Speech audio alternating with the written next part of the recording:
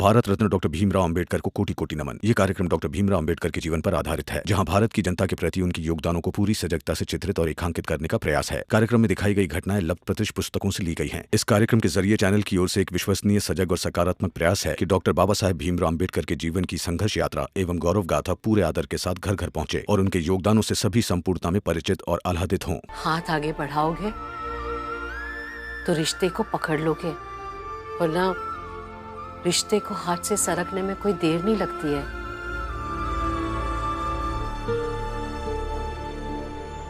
जा जा बेटा।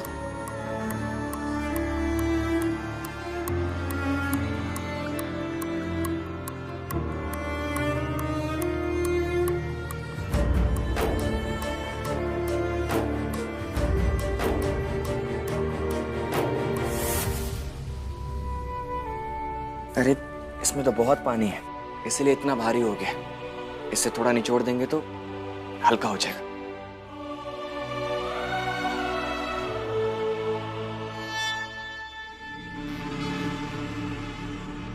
अरे वाह, तुम्हारे जैसा मर्द तो मैंने पहली बार देखा। अभी थोड़ी देर पहले तुम्हारी पत्नी ने चाय का प्याला उठाने को मना कर दिया और तुम उसी के लिए चादर उठा रहे हो। जीजाबाई,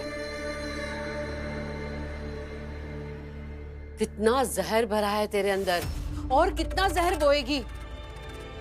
कुछ बो नहीं रही है।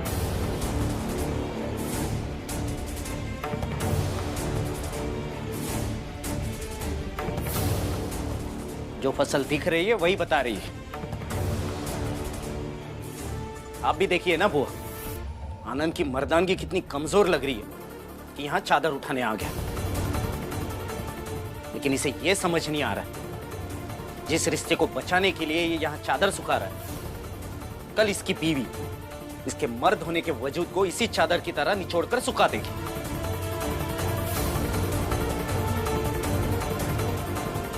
आप रहने दीजिए, इसे सूखने में डाल दूंगी। अरे नहीं नहीं, तुम दोनों रहो साथ में, हमें क्या दिक्कत हो सकती है। मैं तो बस इतना ही कह रही थी, तुम्हारा पति तुम्हारे लिए एक कदम आगे आया, उसने भी हाथ बटाया।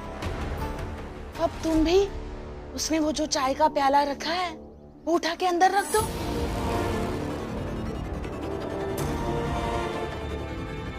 हाँ, ताकि आनंद को भी तो लगे कि सिर्फ वही नहीं बल्कि लक्ष्मी भी चाहती है कि रिश्ता अच्छा रहे।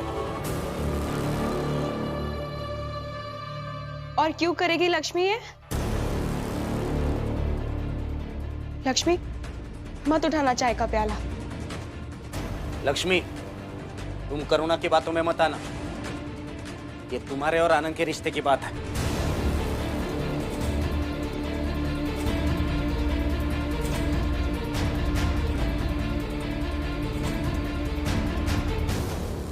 करुणा दीदी ठीक कह रही है।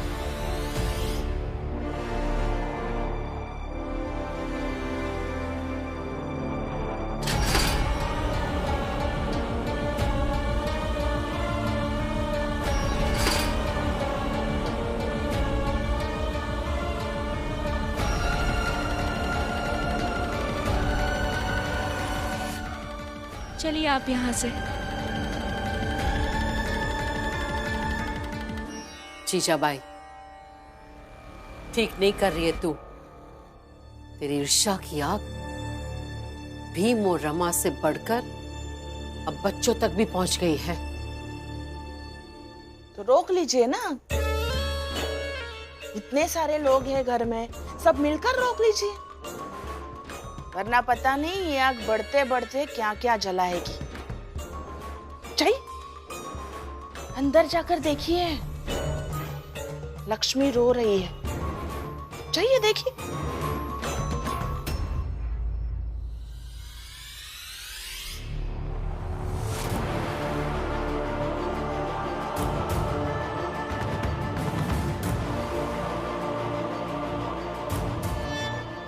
उधर देखिए,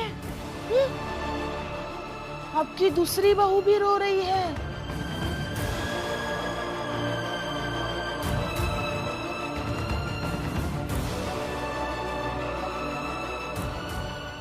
नहीं दीदी, वो देखिए, आपकी तीसरी बहू भी रोते हुए आ रही है।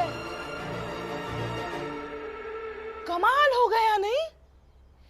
घर की तीनों बहुएं एक साथ रो रही है, और मेरे लिए ये बहुत खुशी की बात है।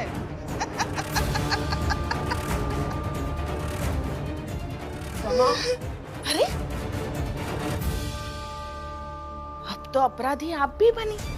तीनों बहुएं एक साथ रो रही है, लेकिन आप करुणा और लक्ष्मी को छोड़कर रमा के पास जा रही है। तो करुणा और लक्ष्मी के लिए आप अपराधी हुई कि नहीं?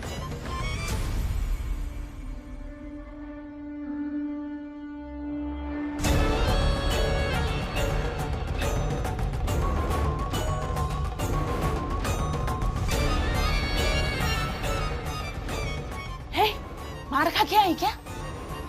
पता ना। आपको तो खुशी होगी ना मैं मार खाई या नहीं? जो तो अच्छा लगेगा, तूने मार खाया होगा तो। इस घर में सबसे मजबूत रीढ़ की हड्डी तेरी ही है ना? पता ना है?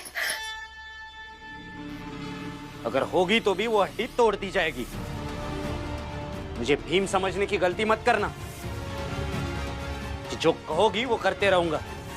पहले कहती थी मुझे यहाँ रहना है, अब कहती हूँ मुझे यहाँ नहीं रहना है। मजाक समझ रखा है? कान खोल के सुन लो, अब हम यही रहेंगे, कहीं नहीं जाएंगे।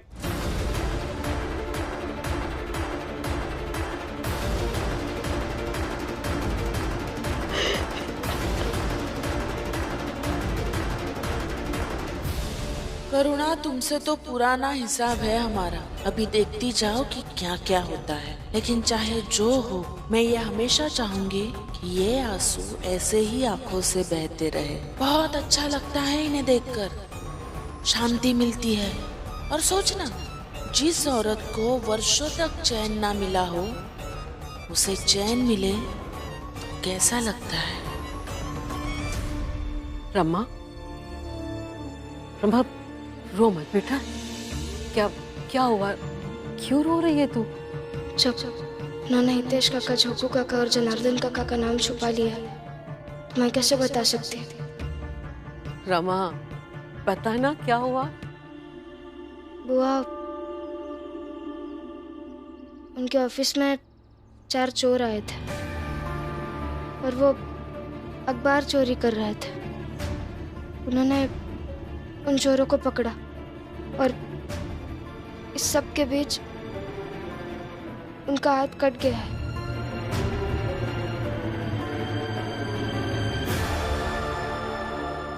क्या? कैसा है वो? कहाँ है वो? ठीक तो है ना? कैसे होंगे? अच्छा है,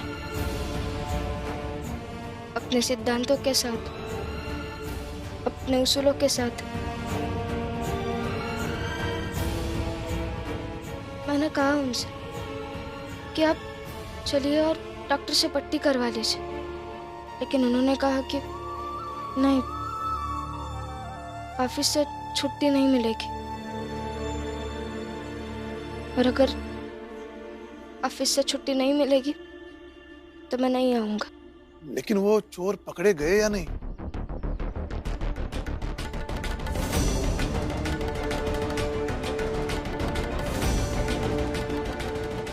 नहीं पकड़ा गया। रमा, मुझे ऐसा लगता है कि वो चोर जानबूझकर गए होंगे ताकि भीम की नौकरी चली जाए। अगर भीम के सामने वो अखबार लेकर भागते तो सारा इल्जाम भीम पर डालकर उसे किसी तरह से नौकरी से निकाल देते। सब मिले हुए हैं, सब के सब मेरे भीम के पीछे पड़ गए हैं। उन 4 चोरों का कभी भला नहीं होगा।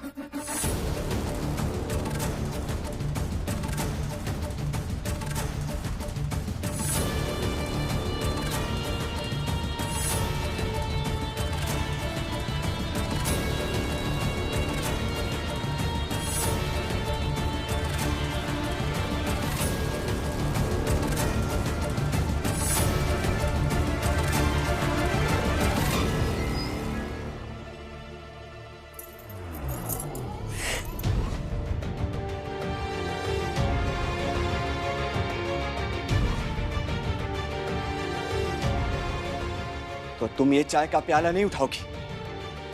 आप मुझे अकेला छोड़ दीजिए।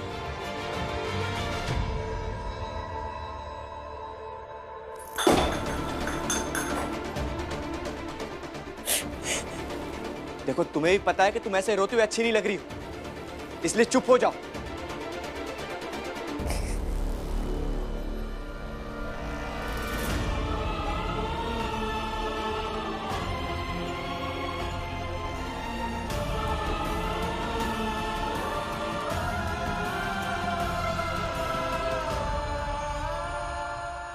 देखो लक्ष्मी, ये तुम भी जानती हो कि मैं तुमसे कितना प्यार करता हूं, लेकिन तुम्हें भी तो समझना होगा ना कि पति क्या होता है और पत्नी कैसी होती है। मुझे भी तो बुरा लगेगा ना लक्ष्मी, अगर तुम सबके सामने मुझसे बदतमीजी से बात करोगी तो। अगर ये बात अंदर होती ना तो शायद मुझे गुस्सा नहीं भी आता, लेकिन सबके सामने बाहर। रिश्तों में अंदर और बाहर की परतें इतनी क्यों? और अगर मैंने 2 लोगों के सामने आपकी कोई बात नहीं मानी तो इसका मतलब आपका अपमान हो गया। तो क्या मैंने अगर ये चाय का प्याला उठाने के लिए कह दिया तो क्या इसमें अपमान हो गया? आप नहीं समझेंगे। दरअसल आप पर बाला भैया का असर हो रहा है। क्या मतलब? कि मैं बाला भैया की तरह बन रहा हूं? तो मैं भीम की तरह बन जाऊं? जो पत्नी कहे वो करूं, चाहे वो सही हो या गलत।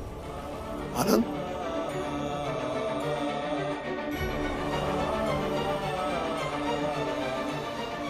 क्या हो गया तुम्हें? तुम तो ऐसे नहीं थे। कुछ नहीं बाबा, हर पति पत्नी के बीच में कुछ ना कुछ होता रहता है। हमारे बीच में भी कुछ हो रहा है। बुरा समय है, गुजर जाएगा।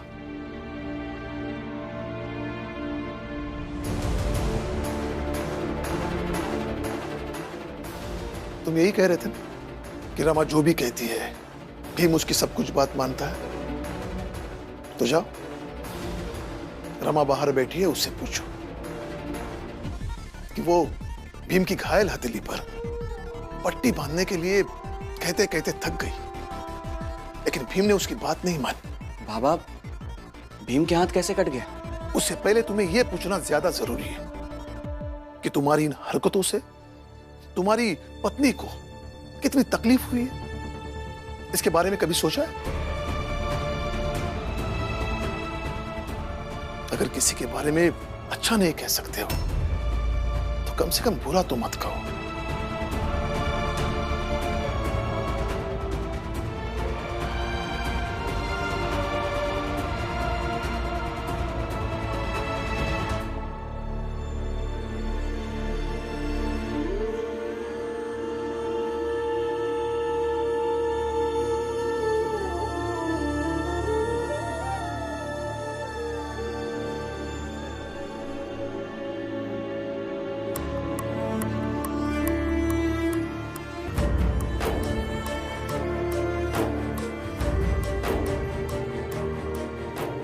अभी भी नाराज हो मुझसे? रमा, अभी तक गुस्सा हो? अब तो मैंने पट्टी भी करा ली है। अच्छा किया आपने, आपके लिए खाना लेकर आती। रमा, सुनो ना मेरी बात, ऐसे गुस्सा होकर मत जाओ ना। मैं क्यों आप पर गुस्सा होंगे? मैनेजर की बात मानना आपका कर्तव्य है। आपने उनकी बात मानी, आपने कर्तव्य निभाया, आपसे कैसे गुस्सा? यही तो जीवन का अनुशासन है रमा।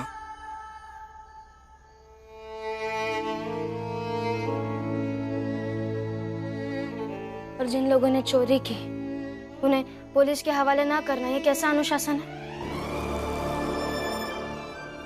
जिन लोगों ने आपका हाथ काटा है उन्हें ऐसे ही छोड़ देना, ये कैसा अनुशासन है? जानता है आपके इस अनुशासन के चक्कर में लोग हंसते हैं आप पर, बेवकूफ कहता है आपको। इसका मतलब तुम्हें पता चल गया कि चोरी करने वाले हितेश काका, जोखू काका, जनार्दन काका और मनोहर काका थे? हाँ, पता चल गया। और वो मेघनाथ अपने बेटों के साथ आपको बेवकूफ कह रहा था, हंस रहा था आप पर। तुमने चाल में किसी से कहा तो नहीं ना? कि ये लोग चोरी करने आए थे। ये ज़्यादा महत्वपूर्ण है ना? ये महत्वपूर्ण नहीं है कि मुझे उनके बातों का बुरा लगा है। नहीं, ऐसी बात रमा।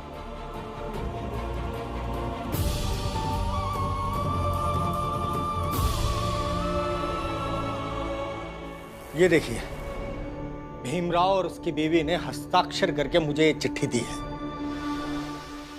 सब कहते हैं अखबार में तलवार से ज्यादा ताकत होती है, उससे ज्यादा ताकतवर मुझे ये चिट्ठी लग रही है।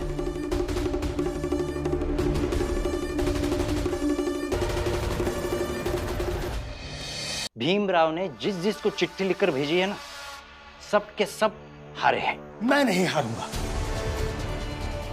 अपनी जात की कसम, मैं नहीं हारूंगा। इस चिट्ठी के जाल में फंसकर कईयों ने घुटने टेके होंगे, लेकिन ये मैनेजर नहीं टेकेगा। वाह मैनेजर साहब, वाह, बहुत बढ़िया। मुझे आपसे ऐसे ही जवाब की उम्मीद थी। बैठिए बैठिए बैठिए, बस अपना ये जोश और जज्बा ऐसे ही बनाए रखिएगा।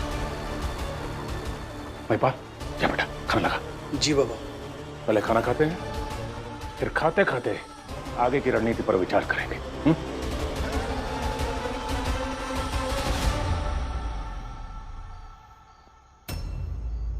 ये लीजिए, खा लीजिए खाना। कैसे खाऊं? आज अपने हाथ से खिला दो ना। ये चालाकी मत कीजिए आप मेरे साथ। ऐसा कह देने से मेरा गुस्सा शांत नहीं हो जाएगा। लेकिन तुम्हारा पति तो बेवकूफ है, वो चालाकी कैसे करेगा? मेरा पति बेवकूफ नहीं है। बेवकूफ वो लोग हैं जो आपको कह रहे थे, और वो कह रहे थे तो मुझे बुरा लगा, गुस्सा है। पर आपको क्या हमदर्दी है उन 4 लोगों से? क्या जरूरत थी?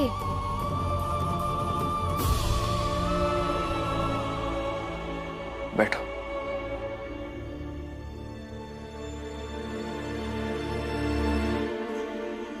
देखो रमा,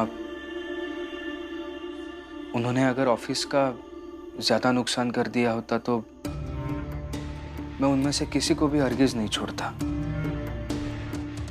लेकिन उन्होंने मेरा व्यक्तिगत नुकसान किया है, इसलिए मैंने छोड़ दिया।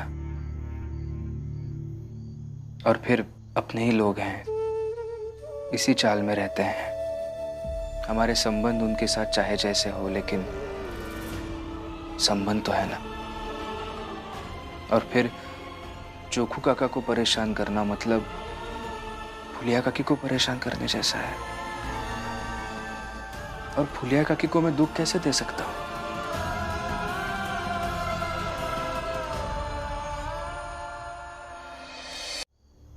देखो रमा, तुम्हारा पति अपना हाथ कटवा कर घर लौट सकता है, दुख दर्द के साथ घर लौट सकता है, परेशानी मुसीबत लेकर घर लौट सकता है, लेकिन किसी और के घर में दुख रत्ती भर भी नहीं दे सकता। मैं डायरी लिखता हूं। आज तक तुमने मुझे कभी व्यक्तिगत द्वेष और प्रेम की बातें डायरी में लिखते हुए देखा है? मैं सिर्फ और सिर्फ उस डायरी में समाज से जुड़ी बातें लिखता हूं। तो अगर मैं समाज की बातें लिखता हूं तो समाज के लिए सोचना भी बनता है ना। और ये चारों भी समाज का ही हिस्सा है, इसलिए क्षमा कर दिया। तुम भी कर दो। समझा भी दिया और उनके बदले क्षमा भी मांग ली। मगर सही क्या थे आप? दूसरों को रोशनी देने के लिए खुद जलते, और मैं आपके जलने का ताप महसूस करती।